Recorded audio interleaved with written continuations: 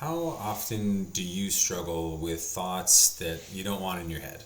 And maybe you become attached to these thoughts, even let them influence your mood or some of your behaviors that you might have. It happens to all of us, but there is a better way to deal with these thoughts and start separating them into like piles, like a keep around pile and a trash pile. But it all starts with being able to recognize where these thoughts are coming from and whether they're coming from your ego and they're being manifested by your ego, or they're actual thoughts of your higher self, your true self, trying to tell you something. I think it's important to mention the concept of this Jungian shadow here. I'm not going to dive into it in this particular video, but it is important to recognize that we do have this shadow side as well that we often just stuff down and ignore because we want to ignore it because it's painful or many other reasons. But this is separate from the ego, which is a different kind of agency within us that this video is going to be addressing. And somewhere along the journey, I heard this story about the noble king and the court jester. And this is really what has informed my own formation of thoughts about ego and self in my head. And it was 2023 in June, and I was in a van on the way into the jungle outside of Tarapoto, Peru. And this guy Nick, he was introducing this concept to anybody who would listen in the van. I still remember he was like turned around talking to us. I can picture it very clearly. It had like a major impact on me. And he told this, he presented this idea, this story of the noble king and the court jester. And I really loved it. And so inside all of us, we have a noble king or noble queen, if you'd prefer, and we have a court jester. And these two work in tandem. They work in concert very often. But the court jester was around the whole time that the noble king was growing up. And the court jester had that position. And when the noble king was young, he didn't have all the same strategies that he has now as an adult. And the noble king is of royal blood, so he knows what's right, what's wrong, what's best for his kingdom. He truly knows that deep down inside. But sometimes he has to rely on the court jester to give him advice. But the court jester is just a jester, right? He's not of royalty. He's not truly in charge of the kingdom. He's just helps kind of shape policy for the noble king or the noble queen. And this jester was really important to the king or queen when they were growing up, because this is where all of the good advice came from that helped protect the noble king as he was growing up. And so in case you're not super clear on the metaphor yet, this kingdom, this noble kingdom, is our mind.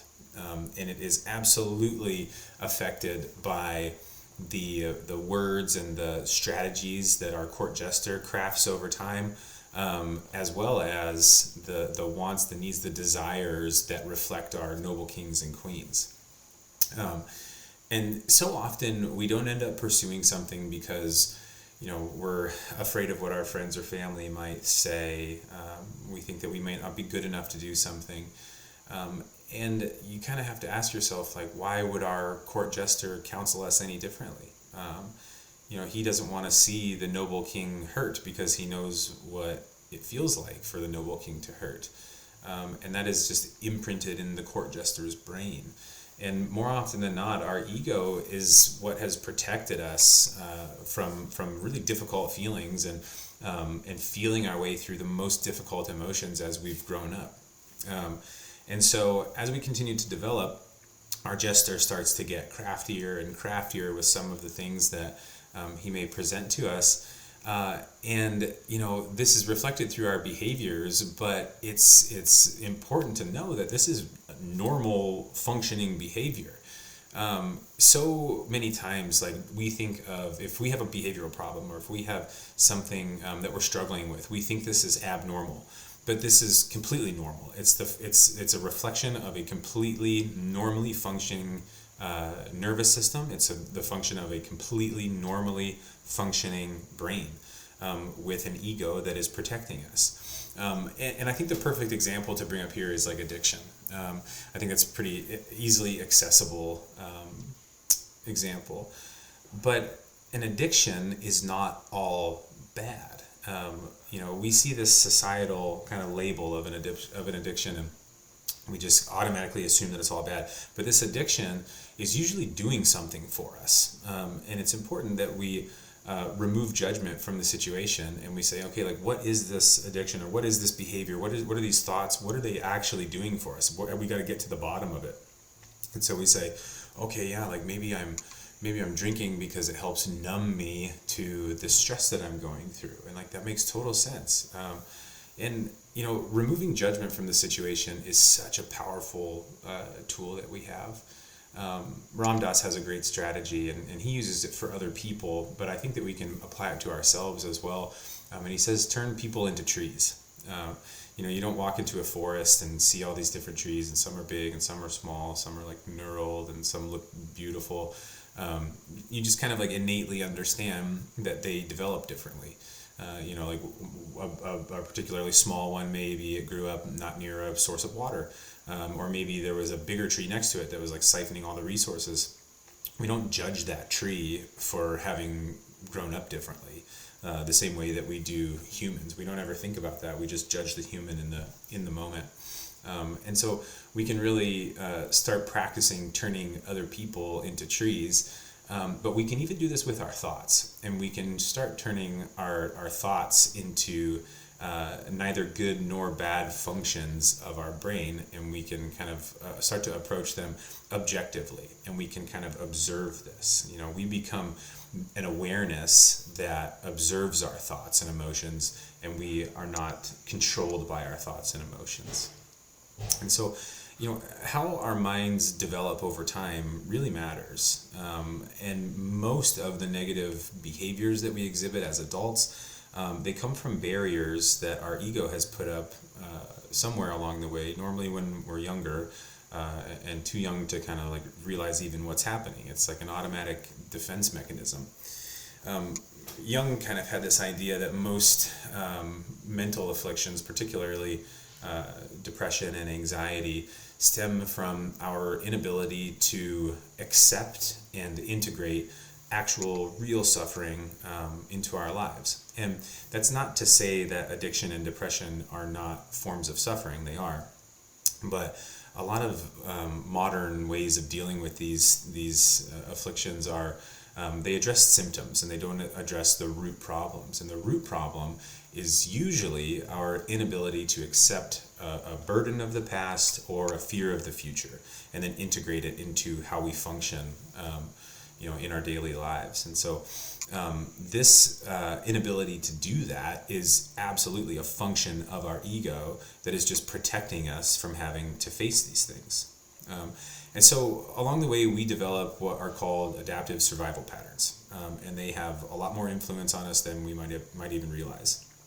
And so we can kind of take back some of the power for the noble king, and we can start to recognize and acknowledge and start to kind of like dissect these adaptive survival patterns that we might have.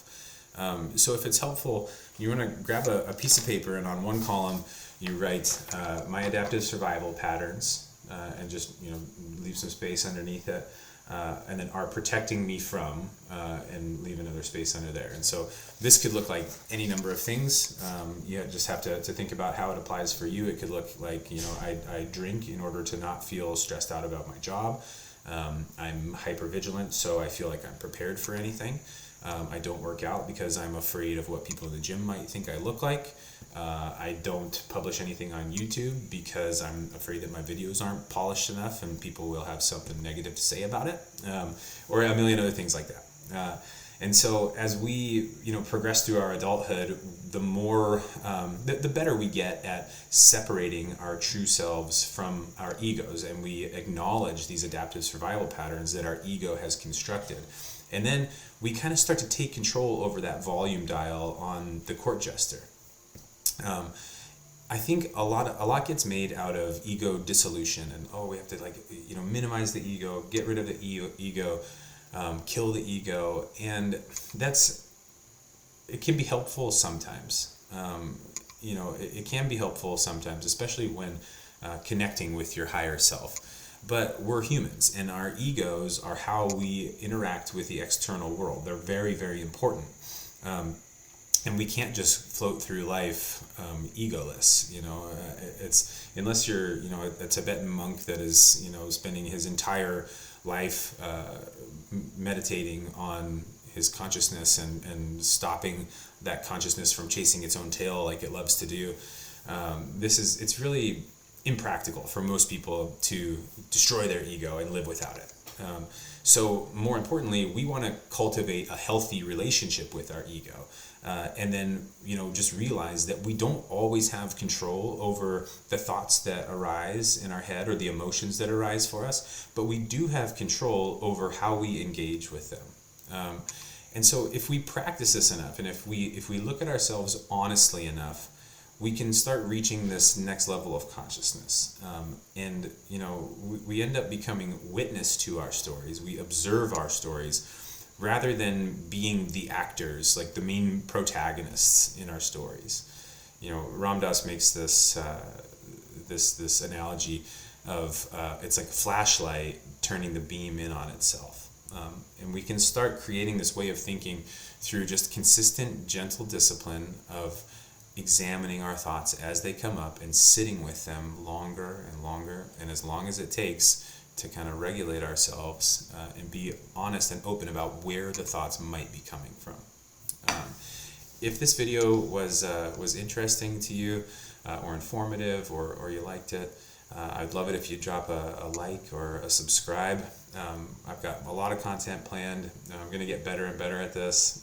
I really do appreciate all of the talk that's being had right now surrounding plant medicine, surrounding physical health, mental health, emotional, spiritual health. All of those things are very, very important to us right now. And I'm just very grateful that you're here if you made it this far. So thank you. With gratitude and curiosity. Cheers.